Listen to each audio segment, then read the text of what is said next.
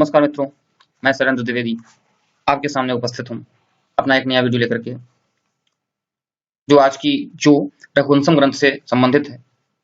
और आपको पता होगा कि ये मेरा वीडियो, क्योंकि इसके पहले भी मैंने वीडियो बनाए हैं 2-3, और जैसा कि बता दूं आपको कि ये वीडियो डिस्क्रिप्टिव थोड़ा होगा, डिस्क्रिप्टिव प्रश्न होंगे, उसके माध्यम से उसमें प्रश्न निकाले जाएंगे और आपको समझाए जाएंगे। मेरा अपना एक लक्ष्य है कि प्रतियोगी परीक्षा उत्तीर्ण करना और उसके साथ में ज्ञान को भी साथ लेकर के चलना, एक डिटेल ज्ञान को।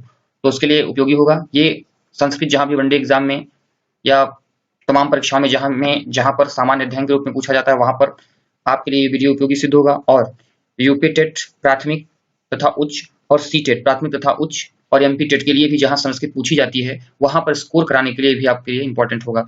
और रघुवंशम भले टाइटल है, लेकिन इसके अंदर जो भी चीजें आएंगी, संधि समास, सब चीजों को मैं इसमें बताता हूँ। ठीक है, तो इसको आप ध्यान से देखेंगे। और चलिए शुरू करते हैं आज का टॉपिक। आज हमारा ग्रंथ है, चूंकि ग्रंथों की श्रृंखला चल रही है लेखकों की, तो उसी संबंध में बहुत प्रसिद्ध ग्रंथ है रघुवंशम, जो कि कालिदास जी का ग्रंथ है। इसको महर्षि कालिदास जी ने लिखा था। और महाकवि कालिदास का जो स्थान है संस्कृत जगत में, वो अनन्यतम है, मतलब आप अद्वितीय कह सकते हैं। और कालिदास से संबंधित तमाम उक्तियां प्रसिद्ध हैं। और कालिदास को इंडियन शेक्सपियर कहा जाता है।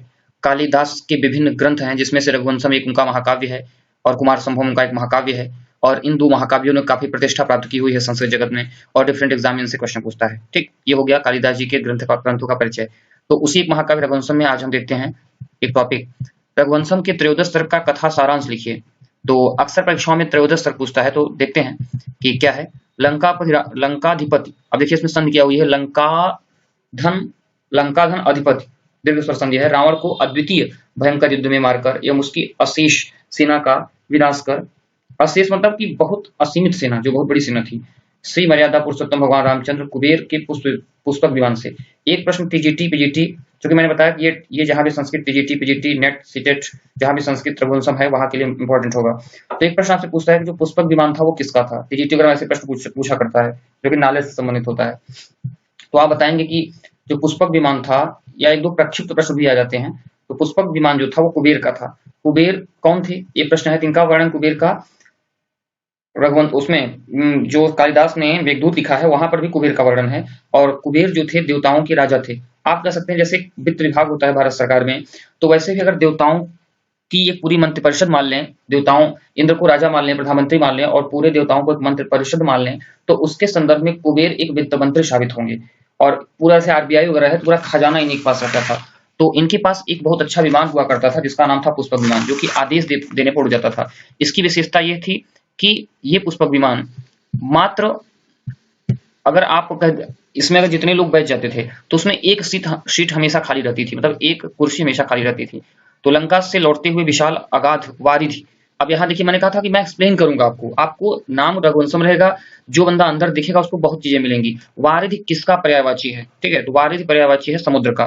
ठीक है, आगे देखते हैं। वारिधि को भगवती जगत जननी जानकी को दिखाने लगे। नील जलराशि के आगार में होता है भंडार, भंडार का पर्यायवाची आगार होता है। समुद्र की महान समृद्धि, उसका वैभव और उसकी नाना विविध जीव जल निधि की महिमा सीता जी को सुनाया। समुद्र के विशाल वक्ष तथा गर्भ में रहने वाले जीव जंतु एवं तट की शोभामयी विचित्र सुधा का वर्णन भी किया। अश्वमेध यह अश्व अन्वेषक सगर, तो देखिए कितना अच्छा शब्द यहाँ पे चयन किया गया है। मैंने कहा था कि आपको डिस्क्रिप्टिव में लिखने की शैली पता चलेगी। अश्वमेध अश्व अन्वेषक, अश्वमेध के घोड़े को खोजने वाले। सच्चाई तो है कि इसका हिंदी जो है व्यवहारिक और सरल रूप में इसको ऐसे बोला जाना चाहिए कि अश्वमेध के घोड़े को खोजने वाले। लेकिन आप अच्छी परीक्षाओं में थोड़ा सा स्कोर प्राप्त करना चाहते हैं, तो अन्वेषक में होता है खोजकर्ता। सगर के सहस्रों पुत्रों ने किस प्रकार समुद्र की वृद्धि की, इस आख्यान को अत्यंत सरल एवं सहज ढंग से उन्होंने जनक पुत्री से निवेदित किया, मतलब उनको बताया। देखिए, बताना होता है, निवेदित का मतलब होता है कि एक सिस्टम से बताया। और यहाँ पे एक प्रश्न मिला कि भाई, आज भले समुद्र को वैज्ञानिक मत के अनुसार तो वो विज्ञान के द्वारा आविर्भूत हुआ माना जाता है, पैदा हुआ माना जाता है, लेकिन जो हमारा सांस्कृतिक मत कहता है, वो कहता है कि जो महाराज जो सगर के पुत्र थे, उन सगर के पुत्रों ने उसकी मट्टी को खाने, मतलब उसकी मट्टी को खोद करके लगभग 60,000 के करीब इनके पुत्र थे, तो उन्होंने मिट्टी को खोद करके इतना बड़ा गड्ढा बना दिया कि जो कि समुद्र के नाम से जाना गया। ठीक है, ये पौराणिक मान्यता है। चलिए, पौराणिक मान्यताओं की चर्चा करते हुए हम आगे बढ़ेंगे। आगे हम देखेंगे तत्पश्चात मार्ग का वर्णन महाकवि कालिदास राम के मुख से कराते हैं। और देखिए, कालिदास जी ये पूरा जो है, जो मैं अभी व्याख्या आपको बता रहा हूँ, ये रघुवंशम का है। लेकिन पूरी जो यात्रा का जो वर्णन है, पुष्पक विमान पर बैठे हुए भगवान श्री राम को जो चीजें दिखती हैं, उसका वर्णन एक्चुअली तो कालिदास कर रहे हैं। एक्चुअली सारा वर्णन, सारी चीजें कालिदास कर रहे हैं, लेकिन माध्यम उन्होंने राम को बनाया। राम के मुंह से सीता को सुनाते हैं कौन? कालिदास। ठीक है। तो कहते हैं प्रिया के विरह के दिनों में, एक प्रश्न ये भी पूछ सकता है कौन किससे सुनाता है, या कालिदास किसके माध्यम से या लंका से लौटते समय पूरे यात्रा मार्ग का वर्णन कर रहे हैं? तो राम के माध्यम, कालिदास राम के माध्यम से कर रहे हैं। प्रिया के विरह के दिनों में, ठीक है, नूतन पावस, पावस क्या होता है? पावस ऋतु कौन सी है? श्रावण। ठीक है। नूतन पावस के आगमन के काल में, पावस ऋतु देखिए ध्यान से, ठीक है, इसके आगमन काल में, तो सावन या वर्षा ऋतु कह सकते हैं आप। तो पावस के आगमन के काल में, अब देखिए एक शब्द आपको मिला, पावस किसे कहते हैं। तो बहुत सी जानकारियों को, हजारों जानकारियां मिलेंगी अगर आप एकाग्र होकर वीडियो देखते हैं। तो पावस के आगमन के काल में माल्यवान पर्वत, इसका मतलब यह है कि कालिदास ने, एक प्रश्न आपसे यहाँ बनेगा कि रघुवंशम में किस पर्वत का वर्णन है? मान लीजिए 4 पर्वत ऑप्शन में है, एक पर्वत ऐसा है जिसका वर्णन नहीं है, तो या किस पर्वत का वर्णन नहीं है, तो 3 पता रहेंगे। जिन 3 पर्वतों का वर्णन रघुवंशम में हुआ है, अगर वो 3 पता रहेंगे तब तो चौथे को आप पृथक कर पाएंगे। अगर आपको 3 पता ही नहीं है तो चौथा पृथक कैसे करेंगे? तो माल्यवान पर्वत का वर्णन है, एक टॉपिक आपको यहाँ से मिला। पर उद्दीपन सामग्री को देख करके, अब उद्दीपन सामग्री क्या है?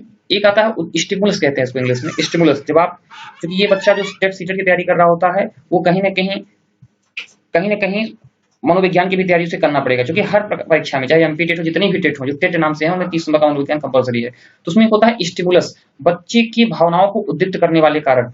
तो उद्दीपन का कार्य कौन करते हैं? पावस ऋतु, वर्षा। जो इसमें कहा गया है कि भाई सीता जी को पुष्पक विमान से के द्वारा राम लेके आ रहे हैं, तो यहाँ पर उन दोनों को पति पत्नी के रूप में देखा गया। यद्यपि भगवान थे, लेकिन अच्छा, कभी जो काम प्रसंग होता है या श्रृंगार भाव जगता कैसे, तो उसके लिए एक माध्यम चाहिए। जैसे आप फिल्में देखते हैं तो आप उसी तरह गाना गुनगुनाने लगते हैं। ठीक है, मतलब आपको एक उद्दीपक चाहिए, स्टिमुलस चाहिए, जिसके माध्यम से आपके अंदर भावनाएं उद्दीप्त हों। ठीक है, आप फिल्में देखते हैं, कोई भी चीज देखते हैं, आपको लगता है हाँ मैं भी ऐसे करूं। तो इसी तरह से वहां पर उद्दीपन का कार्य कर रहा है राम सीता के बीच में। वर्षा का मौसम है, फुहारे जैसा पानी हल्का हल्का बरस रहा है। दूसरी चीज कि सभी चीज हरा भरा है। जो माल्यवान पर्वत है उस पर वनस्पतियां, शांत एकांत वातावरण। आप पढ़े होंगे, जब रस में पढ़ेंगे तो आप पढ़ेंगे उद्दीपक, श्रृंगार को पैदा करने वाले उद्दीपक क्या क्या होते हैं? एकांत वातावरण, तमाम वनस्पतियां, प्राकृतिक वातावरण, ठीक है, और सूर्य की लालिमा, ठीक है, ठंडी चांदनी, इस तरह की चीजें उद्दीप्त करती हैं आपके अंदर के श्रृंगार भावों को। तो सामग्री को देखकर पूर्व काल में कितने दुख का अनुभव किया था। अब सीता जी को बता रहे हैं कि देखो यही वो रास्ता है, जो उसी रास्ते से गए थे उसी से वापस आ रहे हैं, आकाश मार्ग से, आप कह सकते हैं एरोप्लेन से वापस आ रहे हैं। तो बता रहे हैं देखो ये वही रास्ता है, वही पहले, आज का समय देखो, पहले यही समय था कि मैं यहाँ दुख का अनुभव करता था, कि आज उल्टा है, विरोधाभास है, आज मैं सुखी हूँ। तो इसका वर्णन उन्होंने प्रिया से रोकर किया। ठीक है ना, प्रिया से किया उन्होंने, रोकर नहीं है, प्रिया से किया। पंपा सरोवर, अब एक प्रश्न और उठा, पंपा एक प्रश्न आता है, अक्सर आप उठा के देखिएगा प्रीवियस ईयर के पेपर में, तो पूछेगा पंपा सरोवर का जिक्र कहाँ पर है, मतलब इसका वर्णन कहाँ पे है, तो आप पाएंगे रघुवंशम में। मैंने कितने प्रश्न दिखाए? पावस ऋतु बताया, वर्षा ऋतु कहते हैं, माल्यवान पर्वत मैंने आपको बताया, बस 3-4 लाइनों की मैं बात कर रहा हूँ। इस बार मैंने आपको बताया पंपा सरोवर का वर्णन कहाँ है। ऐसे आप देखते जाएंगे, मैं प्रश्नों को बनाता चला जाऊंगा। चक्रवाक मिथुनो, चक्रवाक, चकवा, चकवी। अब चक्रवाक पक्षी पूछ लेगा कि चकवा चकवी को क्या कहते हैं। आजकल ऐसे प्रश्न बहुत पूछता है टेट में। तो जैसे कि सूचिका, सुई का शुद्ध क्या होगा? सूचिका। ठीक है, तो उसमें सूची लिस्ट बनाते हैं, उसका भी रहेगा। तो चक्रवाक कहते हैं, शुद्ध इनका संस्कृत में होता है, तत्सम शब्द कहते हैं ना आप इसको, शुद्ध तत्सम, और जो संस्कृत से दूर होते हैं वो तद्भव। तो तत्सम चक्रवाक होगा। मिथुन मीन्स क्या होता है? एक प्रश्न यहाँ बनता है, व्हाट इट मीन्स ऑफ मिथुन। मिथुन का मतलब क्या होगा? जोड़ा, कपल। ठीक है, तथा अशोक लताओं का मनोहर विवरण देते हुए। अब ये भी देखिए किन किन चीजों का वर्णन हुआ है उन समय, जो रास्ते से राम भगवान वापस लौट रहे हैं। उन्होंने आगे चलकर भगवती भागीरथी, अब देखिए भागीरथी किसका पर्यायवाची है? तो जाह्नवी, भागीरथी और देव नदी, दुर्शरी, ये सब गंगा जी का क्या है? पर्यायवाची है। तो अगर भागीरथी, जिसको नहीं पता होगा जान लेगा, भगीरथ के प्रयत्न से जो नदी धरती पर आई। जाह्नवी, जहन ऋषि की जांघ, एक बार गुस्सा करके उन्होंने गंगा जी को पी लिया था जहन ऋषि ने, तो फिर अपने जांघ से उन्होंने प्रवाहित किया था, क्योंकि उनके आश्रम को बहा ले गई थी वो चंचलता के वेग में। और कालिंदजा, कालिंदी किस नदी को कहते हैं? कालिंदी नदी कहते हैं यमुना जी को। तो उन चीजों को दिखाया भगवान राम ने सीता जी को, कि संगम प्रयाग की अविस्मरणीय एवं अद्वितीय सुषमा का चित्रण अनेक ललित कलाओं के माध्यम से किया। अब देखिए यहाँ पर इसका मतलब ये हुआ कि भागीरथी और कालिंदी के संगम, अगर आप कहते हैं गंगा यमुना का संगम है, अगर आप कहीं पर राइटिंग कर रहे हैं तो अगर आप ऐसे लिखते हैं कि भागीरथी और कालिंदी के संगम में स्थित प्रयाग नगरी, तो प्रयाग नगरी कालिंदी में यमुना होता है ना, और भागीरथी गंगा। तो इसका मतलब ये प्रसंग भी रघुवंशम में वर्णित है, प्रयाग का प्रसंग भी रघुवंशम में वर्णित है जो कालिदास ने किया है। आगे चलते हैं। इससे पता चलता है कि अब इससे एक प्रश्न है जो अंतःसाक्षी में बात की थी ना, प्रयाग की प्राचीनता का भी वर्णन इसमें मिल जाएगा आपको। जैसे आपको डिस्क्रिप्टिव पूछ लिया, आप उसको प्रमाणित करिए। तो रघुवंशम का ये टॉपिक आप लिखा करें, कालिदास ने प्रयाग का वर्णन यहाँ पर किया है 2000 साल पहले। तो रंग बिरंगी तुलिकाओं, ठीक है, रंग बिरंगी तुलिकाओं से शब्द चित्रों के रूप में प्रस्तुत किया, ठीक।